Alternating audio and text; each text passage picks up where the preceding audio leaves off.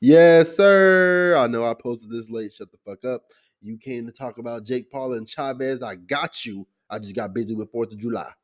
I'm proud to be an American, where at least I know I'm free. Yes, sir. It's Coach Cooper. Yes, sir. Y'all already know who it is. Stop acting like you don't, man. It's your favorite fine first lady's favorite sports journalist. Yes, sir. Happy 4th of July. True Review Sports News very own. Now, you saw that title, you saw that thumbnail, you started getting intrigued. No worries. I'm going to give it to you, man. Did Jake Paul deport Chavez Jr. via jab? Okay. Now, I know talking about deportation and all that shit going on 4th of July is kind of out of pocket. But this obviously is not fucking CNN, NBS, FBC, BBW. I don't know. This ain't the news network. I don't give a fuck to dive into all that. My man was deported lately, so I hope everything is going well for him. But we're here to talk about boxing. My man Jake Paul put the beats on him. There's a lot of uproar because he is now ranked. People are crying in the comment section. Oh, what do you mean Jake Paul is ranked? There's no way. This is terrible. Boxing's dying. Shut your bitch ass up. You haven't even bought one pay-per-view in the entirety of your broke ass life, and you're over here talking about boxing's dying, okay? You don't know shit about boxing. You don't watch boxing. You watch the highlights, and then you claim you know something in the comments. Y'all saying some retarded ass shit, and I'm not here for it. I'm here to put it into it. We also got Floyd Schofield, who made a lot of people eat their words, me included. I thought Tevin Farmer was going to be able to deliver a boxing breakdown to him, but instead, Tevin Farmer got packed the hell up and sent to pack up paradise. It was insane. He got dribbled. I'm going to talk about all that. I'm going to do my job as a journalist and give a review of the whole card, so no worries. But y'all know the order of things on this channel. If you don't, I'm finna teach it to you, okay? Ignore the broken ass clasp. Y'all fire out that like, comment, and subscribe button. And I'm going to fire up this good old blunt on LaRue, okay?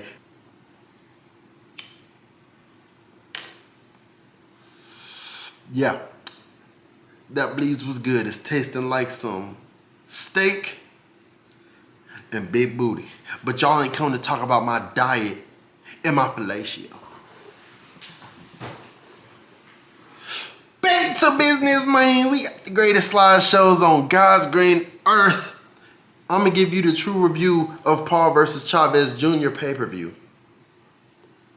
Now, first up on this card, Floyd fucked up Farmer fast. It was a first round knockout. Hit him coming off of he came into the ring on fire. Now, I'm going to give a tip to any young fighter, even if you're not a boxer, if you're just out in public. You don't want to scrap with someone that's walking around rough, okay? If their hair is looking kind of dry, kind of crispy, afro leaning to the side, edge up not all the way crisp, facial hair all over the place, they acting like they broke, you know what I'm saying? Floyd Schofield went in there fighting like a broke man, even though he done already made it. He already getting money, but not here to pocket watch. He came in there like he owed him some money. He came in there, hit Farmer with something so quick, and I think the first knockdown, he got knocked down 3 times. And then it was waved, so props to Farmer for getting up all those times, but man, I don't think he recovered from that first punch, and I think he started slow. He did make a mistake, but nonetheless, Floyd capitalized. So that's my KO of the night from the True Review crew. Next up, Julian Rodriguez rolls Griffin. Now, Griffin was having a good boxing plan. I like the game plan he went in there with. But you see this shit right there.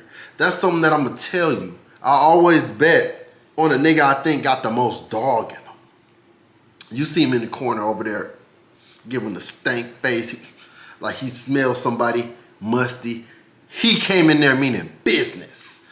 He got knocked down. He got upset. Oh, that's sweet, but I ain't come here for all that. I'm going to give you 10 times, tenfold. Beat this man Griffin up. He done bounced off the ropes. It was looking crazy. The hairdresser is fired. His dreads was flying all over the place. Dreads landed in people's popcorn, second row, third row. He was hitting them with some hooks. It was very nasty, very dangerous. And I I'm looking forward to seeing it. I'm glad that Julian Rodriguez got himself a TKO contract. My bad, this blunt's kicking in. I'm glad he got a TKO contract with Dana White, Turkey. They're looking for young stars to launch that. Y'all might need to send a contract the boys' way. But nonetheless, I'm glad that he got picked up. Looking forward to seeing his next fight. This is a new lightweight star.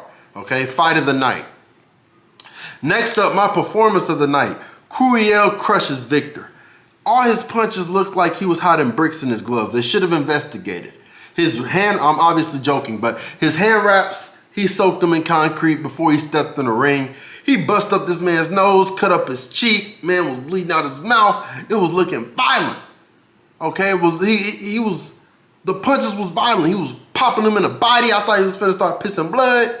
Dropped them with just power, just overall muscle. And what's crazy is he was kind of getting worked round 1 and 2.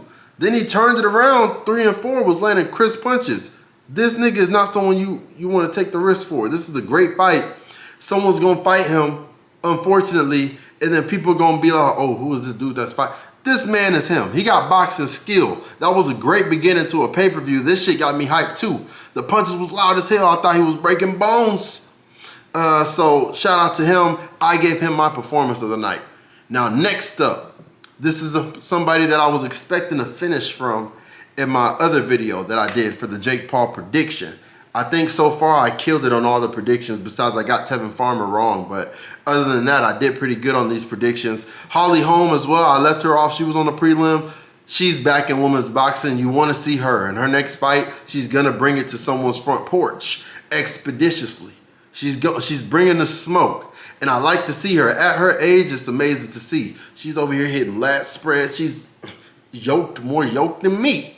Okay? She was cooking. I just had to throw that in there. Shout out to Holly Holmes, okay? But Zurdo, he defeated Spicy Nachos, Doritos, Dorticos. I don't know how to say that shit. I'm not gonna sit here and try and give myself a heart attack trying to say this man's name. Uniel, he got a unanimous decision over him. Now, if you watch Zurdo before, I always said this man should deserve a little bit more fans than what he has. Mexican superstar, got the belt at cruiserweight. He was he was a force to reckon with at light heavyweight. Been in there with B-ball, and he moved up. You can see the weight. You know, if you haven't watched and that was your first time watching him, you can look at his highlights and you can see the difference. It's not as fast, but he still got body work. I liked his body work in this fight. I liked his punch placement. He was punching when you wasn't expecting him to punch. He got good rhythm. The fact that you can't predict his rhythm, I like it. It did look a little bit slow, but he was cooking.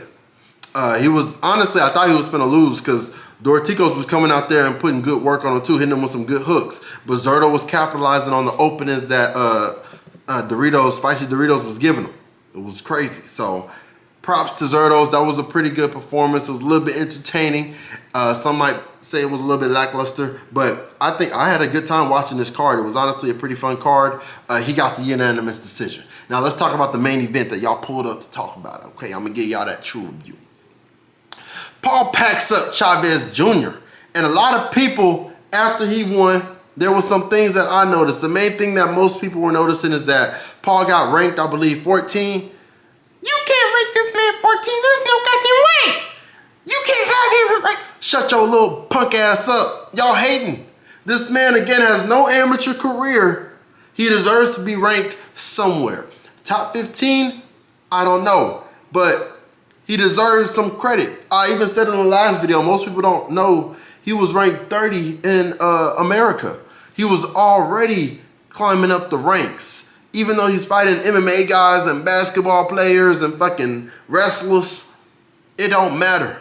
What did he show this fight? He had Chavez on the back foot. Now, Chavez wasn't getting busy. A lot of y'all was gonna say shit was paid in contracts, but where's your sources, bucko? Okay, you're at your mama's crib over here just spewing out conspiracy theories in people's comment sections. Hit a job application, okay? As far as facts, from what we can see, like reality, Jake Paul got in the ring with the boxer, put him on the back foot, had a nice little jab, showed some power, showed he had a chin. The endurance was there. He went the distance. It was a nice little W and a good step up in competition. Let's be for real. He's getting in there with people that have been in there with the best. Now, is this the best competition? No. But people were saying, oh, listen to his post-fight interview. He said he's willing to fight Anthony Joshua. He said he's willing to fight Tank. Now, the Tank is kind of a gimmicky fight. For Anthony Joshua, that's kind of a gimmicky fight. But both of those dudes should be sending Jake Paul into the nosebleeds. Easily. The fact that he's chasing these challenges, like I always say, if you're in this sport, you have to be somewhat crazy. He faced off with Zurdo. Zurdo's listed at 6'2.5". That was not a 6'2.5" difference. That was like somebody 5'10" standing next to somebody 6'2.5" from what it looked like on the stage, or 5'11". I'm not sure if Jake Paul's been wearing heels on him, or I know he's been fighting smaller dudes, and Jake Paul's not a small guy, but he made Zurdo look like he was in the goddamn NBA with it. It was crazy. But I like that Jake Paul noticed his weakness. It's a little slow. He slowed down going from light heavyweight to cruiserweight. He put on some size, and the punches ain't coming as quick, but there's some pop on them. The fact that Jake Paul even picked that up, I like that he has a mind for boxing, that he noticed that. I was noticing it live, and I was like, some of these punches is coming back slow. It's looking like they could counter. Because I heard the buzz that Jake Paul wanted to fight this man eventually in the press conferences and interviews. So I was looking at the comparison, and it's not impossible. And the fact that it's not impossible is crazy. We have to give credit where credit's due. Let's give credit to this pay-per-view. I give it a 7.5 out of 10. They did that little thing. I ain't gonna lie. What's next for boxing? I got fighters listed up. Y'all see them. I'm covering up the last matchup for the main event. I'm gonna move myself out the way. I know it looks like I'm saying I'm about to pack this man up to the right. Which way am I? To the right of me. But I ain't gonna do it to Jake Paul just yet. I'm gonna let him get some experience before I step in the ring with Buddy. But back to business. I'm gonna go down all the fights that I won. Obviously, y'all see the one at the top. Floyd Schofield versus William Zepeda or Shakur. Now, most importantly, I think he should face the loser. If Shakur wins this fight and Tank wins against Lamont, I know there's a lot of things that have to happen in order for this fight to fall in place. Boxing's really cooking right now. There's just so many matchups that can happen in the sport. But I think Floyd should fight the loser of this fight. Reason being, if Shakur loses, then boom, remake it. The hype is still going to be there. It's going to be a crazy bout. If Shakur wins, he's most likely going to want to go after Tank. So then now you're left with William Zepeda. Okay, you want to be on Floyd's coattail. I know he wanted to fight Mason Abdullah, but Mason Abdullah's fighting Sam Noax. So Floyd, you fight William to keep up in the same, be in the same realm of those names in that division. Shakur just fought him. Now you just fought him. You done slept Tevin Farmer. Building a career for yourself, so it's looking pretty nice. I want him to fight the loser of that fight. Down on the card, the next fight that I think I'd like to see, I know Zurdo faced off with Jake Paul, and I just got done talking about that. But I was looking at the comments, and a lot of people are calling Zurdo out. They're saying, brother, you know who you're supposed to be fighting. You're supposed to be putting the belts, keeping the division moving, making it an oiled machine. You supposed to fight that guy Jayo Bataille, the Australian assassin, the Aussie assassin. This man's a beast. Zurdo, you look like you still got some power, so this is a good matchup. Make these two guys fight so a star can become out of one of them. Because whoever walks out of that ring holding their hand raised, definitely is going to have some buzz under their name. And then Jake Paul can possibly fight the loser of that. I think Jake Paul should do another step before he tries to get a WBC, WBO belt. That would be insane to see Jake Paul holding the belt like that at this point in his career.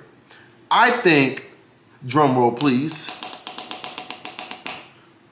Jake Paul versus Tommy Fury 2 would do numbers. And then that would be a great measurement for us to see how much improvement are you really making, because that's the name of the game with Jake Paul. We have to be impressed with how far he's came and progressed in the sport of boxing.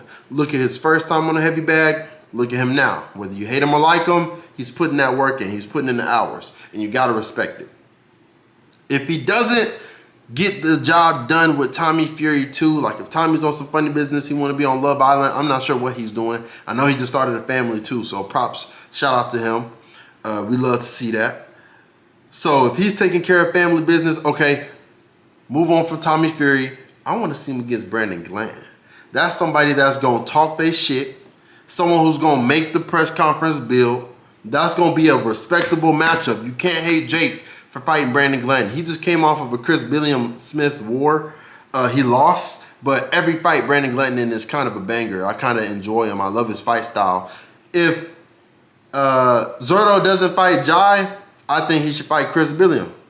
That would be a good matchup that I see happening too. I'm not sure why I didn't put him up there. I should have added a picture, but Chris Billiam, big ass, he's 6'4", he's gonna take up the whole goddamn PowerPoint, so it probably didn't fit.